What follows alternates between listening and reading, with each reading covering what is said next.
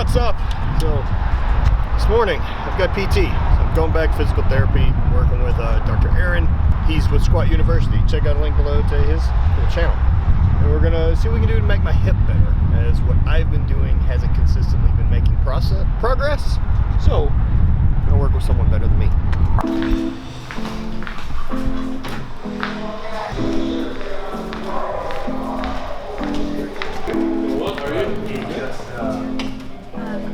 We are going to be doing a lot of mobility work. So overall, the main thing that Matt had issues with was his mobility restrictions on the hip and also the opposite side ankle. And what that was causing him to do, and I'll be able to give you some video, was he was shifting a good amount during any of his squatting, which is putting a lot of force on that hip and then also leading to a lot of issues down at the knee. And a lot of times that was coming from the ankle. That it's not painful, but the big thing is whenever you're doing an evaluation, you want to be able to take a step back and look at the entire person's movement and understand how there can be issues and restrictions in mobility and stability on another part of the body that's not related to where the symptoms are, but is related to why the person has developed symptoms in the first place. So our goal is to really take a step back and really look at the body from a movement first perspective, so that not only are we going to be able to decrease symptoms, but we're going to be able to help him overall improve his functional capacity and get back to doing things he wants to do without having pain come back in the future, because we're not just taking a short-term approach to decrease symptoms, but we're actually working on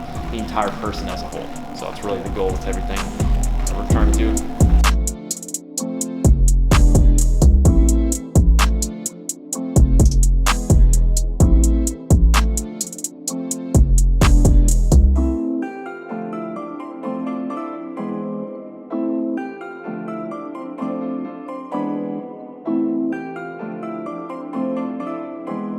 So here's what I want to do. Let's come over here and let's get you on the fit mat and just see what you look like squatting, because this will also give people a good idea. What we look like cold in the morning? Exactly. Relatively cold. Relatively cold. Back up. Let's do just 3 of them in a row. And that's actually much improved from last week. Yeah. That's crazy. That's good. Okay, dropping that knee. Yep, you see right there with that hip flat. So it's even tougher to get there. Yep. But dropping that hip down, you're still real high off the ground. Oh yeah. Okay, and internal rotation. So today, you're almost able to get to neutral. Almost. Close. So still got some work on that to do. That hip up, try to pull as far as you can, point that belly button toward there. And remember, we're looking for more so that stretch deep inside the joint, not as much of a muscular stretch. And I want a 10-second hold, we'll do 5 total. And straighten this back leg out a little bit, very good. Okay. Feel that stretch almost in that joint? Oh yeah. Good. These have been nice. Yeah. Okay, so 10 full seconds on there. Try to get 5 deep breaths in and out while you're doing that.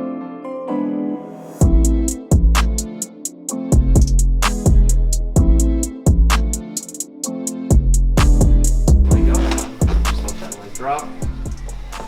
So already that feel the difference.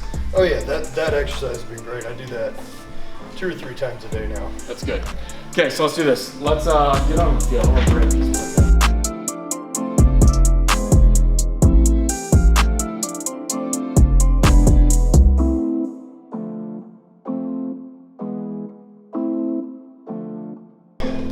Okay, so we already did the internal rotation. We were really stiff, so let's get our beginning joint mobilization in for that, and then we'll retest on the ground. I'm going to show you 2 different ways to do this today. The first one we're going to do just up here, over here, and then driving that knee in for, let's go like a full 5-second hold. The goal while you're doing this is just try to relax as much as possible. Again, for deep breaths in and out, because when you can relax, you can push into a little bit more of that stretch. Where here, we're almost tension and not able to get into the stretch. So deep breaths, try to push in, and then push out, squeeze the glute. Gotcha. So deep breaths, relax. And in this position, try it without the band. You should probably feel a pinch in this position. I'm sure. Yeah, so let's try that.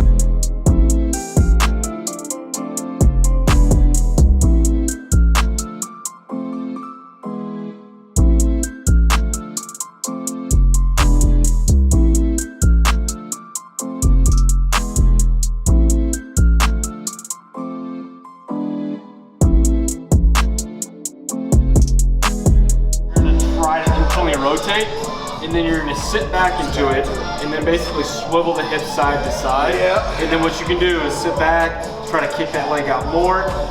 We'll see how that feels. To distract as well? Or? Exactly, same thing. So let's do this first. Let's jump on your back, and I want to see what that did first. So always test, retest to make sure that we're being as efficient with what we're doing. So just relax. Look at that. Yeah, so you're already at neutral now, okay? And before you were stuck right there. So it's a good one. Let's see if this one changes that at all. Either. All right. So the reason I like this one as well is because it's a weight bearing position as well that is going to be similar to the way we're squatting. If you think about it. Right, trying to drive that femur back through the glute. Okay, so from there, pop that foot out this way. Good. Okay, now sit your hips back. Good. And then from there, you're going left and right. So we're going in and then out. Very good. How's this one? Do you feel a stretch like deep in the glute and the joint almost? Not a ton. Okay. And again, also, deep It's breath. a matter, like, yeah, also what I can find, you know, see where I can find it. Exactly. And then after a minute or two, pop that foot out even further into internal rotation if you can.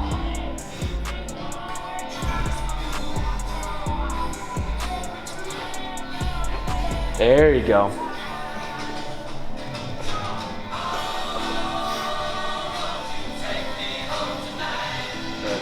A little bit different than the other one? Yep.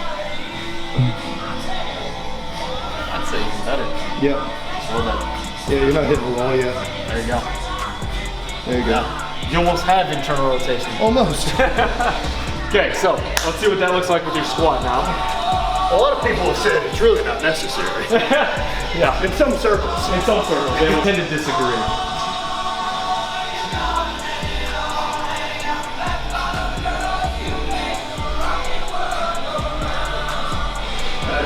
Yeah, I mean, here's the big deal when it comes to internal rotation versus external rotation is there an imbalance? Right. It's not necessarily do we need a ton of internal rotation versus a ton of external rotation. Everyone's body is going to be a little bit different. Some people have a lot of retroversion, some people have a lot of anteversion. There's a lot of anatomy that comes at play when we're looking at that. Now, yes, we need to do mobility work, but everyone's going to be a little bit different anatomy-wise as far as how much they have available to them. You naturally have a lot of retroversion in your hips, right? You're not going to be able to get much internal rotation no matter how much stretching you do. Right. But we're past that. If there's an imbalance side to side, that's when the problems occur.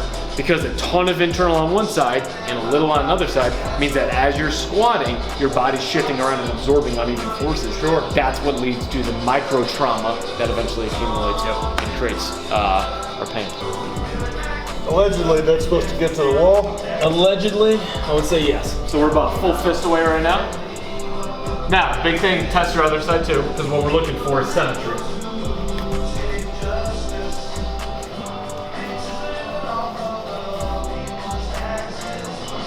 So about 3 fingers on one side, about a fist on the other. Okay, get that banded joint mobilization. Okay, drop that knee forward. Very good. Good, feel it stretch? Yeah. Okay, so remember, 5 full seconds there. Let's do 3 seconds. 3 seconds and then come back a little bit. So it's the stretch and then get out of the stretch. And it's that full movement, being able to go forward. There you go. Okay, 20 total.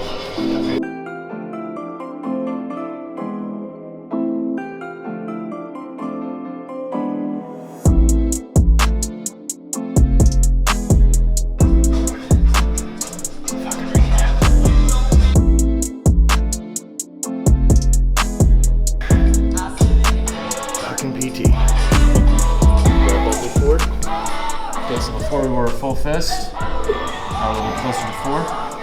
Okay, so improvement. Yes. Small, Small, but noticeable. different. Okay, see what the squat looks like.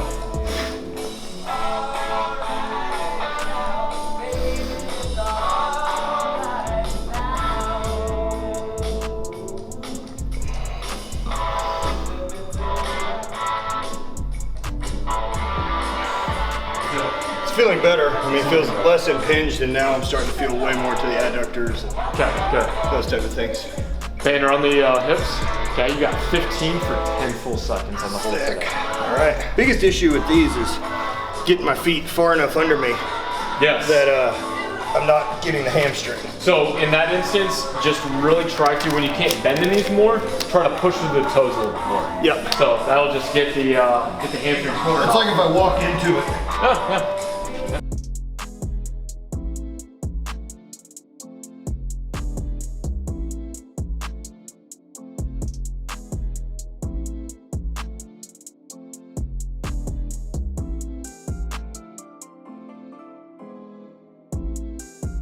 So you're gonna be in this position, you're gonna plank up and you can put that underneath your knee if you need to. Yep. But from there, open up as hard as you can, try to keep the pelvis straight up and down. Okay, and you got a 5-second hold on the open. Very good. Now, the big thing with this is even though you're opening, I really want you to open up on this side as hard as you can, but this downside hip's gonna be burning like crazy because what it's doing is supporting your body from dropping back down.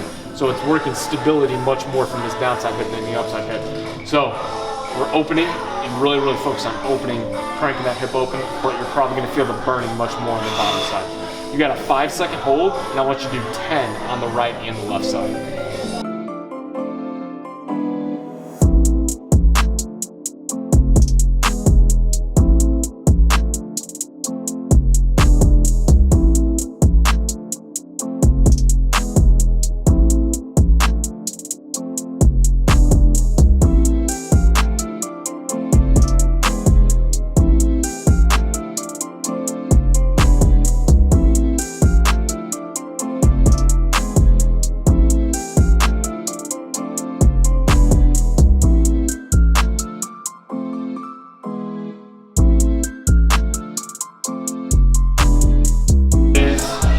Unassisted hip airplane.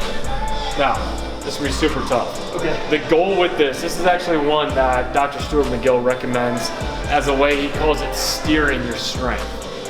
You're super strong with your lower body, right? For years of all the stuff you've been doing, all your training. But your ability to control is what we're leading to into an issue, right? So, you're gonna be in this position, you're gonna get into a single leg RDL. Now that itself should not be too difficult. Obviously maybe a little difficult on balance, but from here, you're gonna open as far as you can, go back to neutral.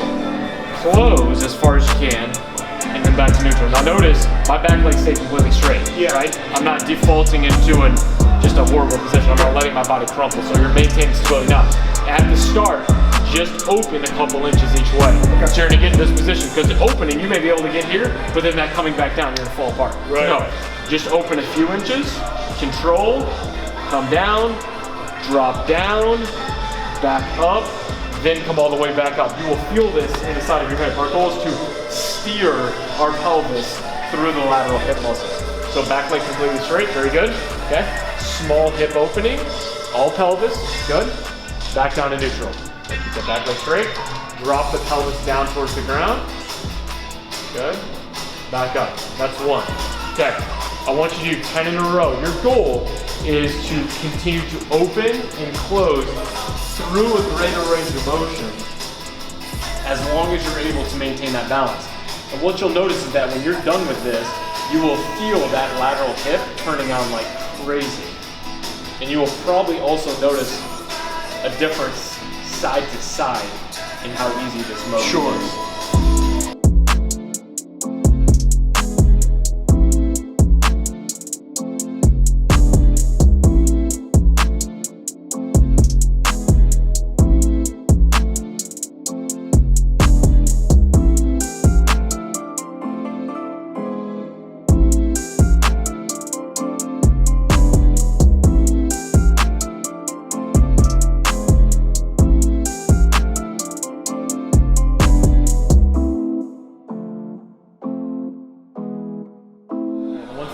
One thing I'm seeing on that is on your right side, you're very good at stacking. On that left side, you like to really externally rotate. I'm trying to find room that the ankle doesn't give me. Exactly. Because I can't push back far enough. Exactly. I don't have enough out this way to counterbalance. Exactly. My ass being back. So what we're going to focus on is a touchdown squat, where we're really getting a good hip hinge. All right. In doing so, you don't need a crazy amount of ankle mobility. All right. Because what you're going to do is really hinge, tap, and then back up. Okay? our goal is super slow motion. With this, I want maybe like 3-second control. Really focusing on, in this position, you can see I don't have a ton of heel or toe, but my glutes are turned on like crazy. I'm working on stacking my joints. Go down, tap the ground, and then slow back up. Okay, let's see what that looks like. Right and left side, I want 15 reps total.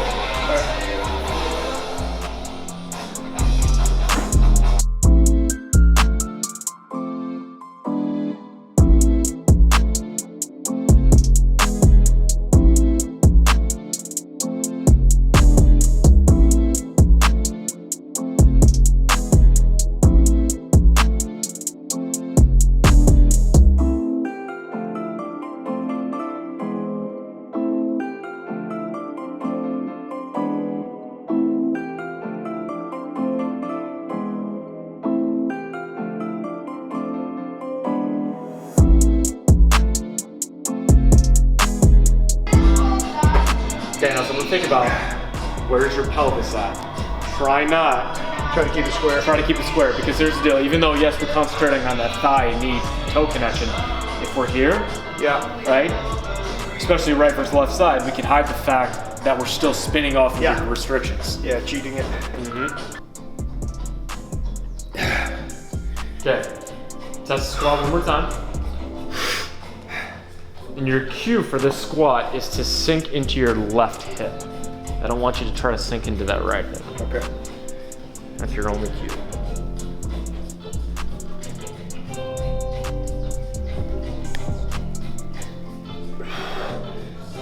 There you go. Good. Yep, that's all right now. Okay. Left hip sinking into it. Left hip, there. Good. Okay, go a little slower at the start. Left hip, left hip, left hip. Good, hold right there. Straight down.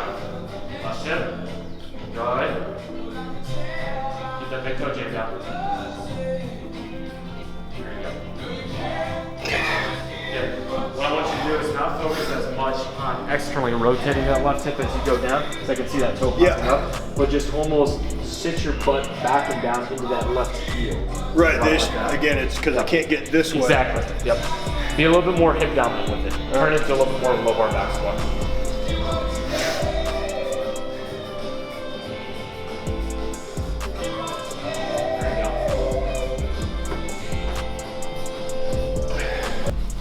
Put 2 sliders underneath it. Or both. Just to give you a little heel lift. Oh, all right. Yeah.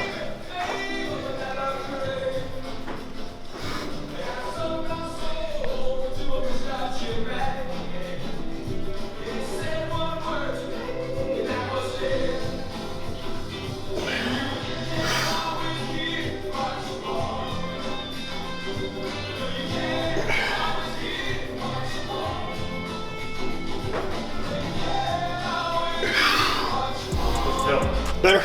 We're getting there. Yeah. I mean, compared to the first day, and I'll send you guys a video of it. Sure. That's huge difference. Yeah, we're making progress. Yeah, exactly. We can't think that we're gonna undo all these years of training and surgeries in 2 days, but that's progress. Yep. I mean, that first squat day 1, I mean, you were literally here. Oh yeah, huge shifts, you were right. completely shifted over. So that's small progress. So the big things that we added in today, we did a different way of mobilizing hip internal rotation. We added in a little bit of stability work as well with the side plank clamshell, which you found a difference on as far as stability wise.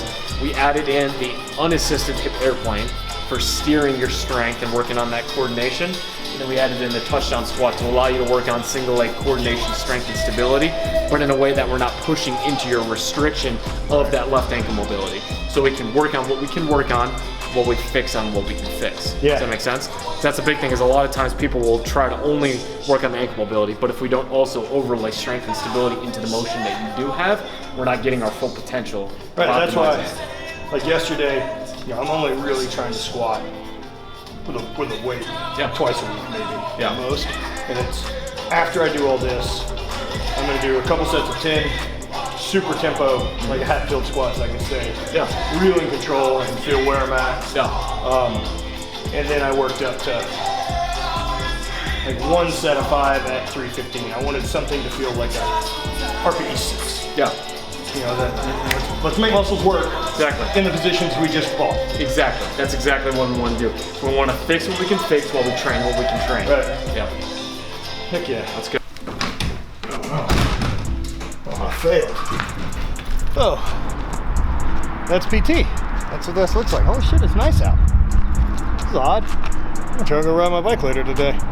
That's what it looks like. So I'm trying to do this once a week, and I'm also doing these exercises on my own, and then being able to come back in and see where we're at with progress. So I'm still trying to get better. I'm basically right now at just about a year out of surgery, and so we still got things to fix. Like, it's never there. A lot of people ask, when will I be 100% again? And like, I don't know. I'm 100% for today, and I'm trying to get better every day. And this is what it's going to take right now, as what I was doing on my own isn't working. So it's time to find an expert and work with them. Spread hate, always spread.